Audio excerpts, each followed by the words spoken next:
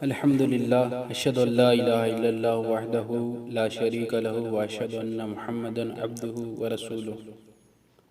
ہماری اولاد، کیا ہم نے کبھی غور کیا کہ ہماری اولاد کہاں جا رہی ہے؟ اس کے عقائد کو غیر اسلامی ماحول کس طرح متاثر کر رہا ہے؟ کیسے کیسے فتنے اسے دعوت دے رہے ہیں؟ کون کون سے باطل عقیدے اس کی ذہن میں پرورش پا رہے ہیں؟ اور اب وہ اسلام پر کیسے کیسے اعتراض کرنے لگی ہے؟ اگر اعتراض نہیں کرتی تو کم از کم احساس کم تری میں تو مبتلا ہے۔ اس کو اسلام کی ہر چیز پسماندہ اور فروتر نظر آتی ہے۔ اب وہ اسلام کو ایک قصہ پارینہ سے زیادہ وقت دینے کے لیے تیار نہیں ہے۔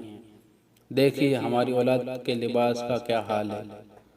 وہ تشبیہ بالغیر اور نقالی میں فخر محسوس کرتی ہے، اسلامی تعلیمات سے قطعاً بے بہرہ ہے۔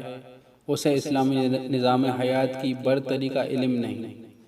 سوچئے، کیا یہ ہماری اولاد ہے؟ کیا جو اعمال ہمارے ہیں وہی اعمال اس کے بھی ہیں؟ جس تہذیب کو ہم پسند کرتے ہیں کیا وہ بھی اسی تہذیب کو پسند کرتی ہے؟ اگر ہم دیندار ہیں تو کیا ہماری اولاد بھی دیندار ہے؟ اگر جواب نفی میں ہے تو غور کیجئے کہ ہم کہاں تک اس صورتحال کے ذمہ دار ہیں۔ حقیقت یہ کہ شریعت، عقل و اخلاق کے اصول اس سنگین صورتحال کا ذمہ دار بڑی حد تک ہمیں اور صرف ہمیں ٹھہراتے ہیں۔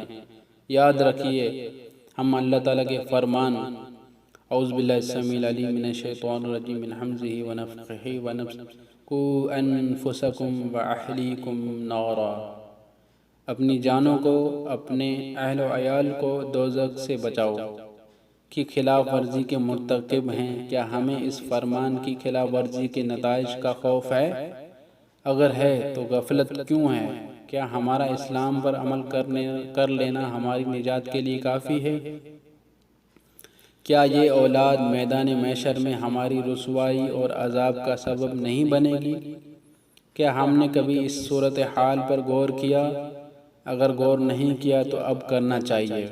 اگر ہم اسلام پر عمل کرتے ہیں تو اپنی اولاد سے بھی اسلام پر عمل کرائیں۔ ایسے ماحول، ایسی صحبت اور ایسے مدارس سے اسے بچائیں جو اس کے ایمان کو خراب کر دیں۔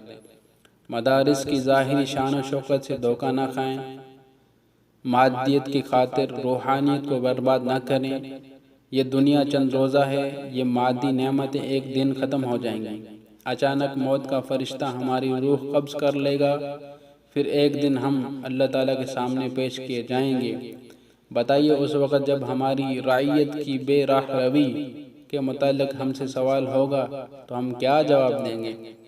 آئیے ہم سب عہد کریں، ہم اسلام کی روشنی میں اپنی اولاد کی تعلیم و تربیت کا خاطر خواہ اہتمام کریں اور اس کو صحیح معنوں میں مسلم بنانے کی پوری کوشش کریں گے۔ انشاءاللہ۔ اقول قولی ھذا لی ولکم، استغفر اللہ۔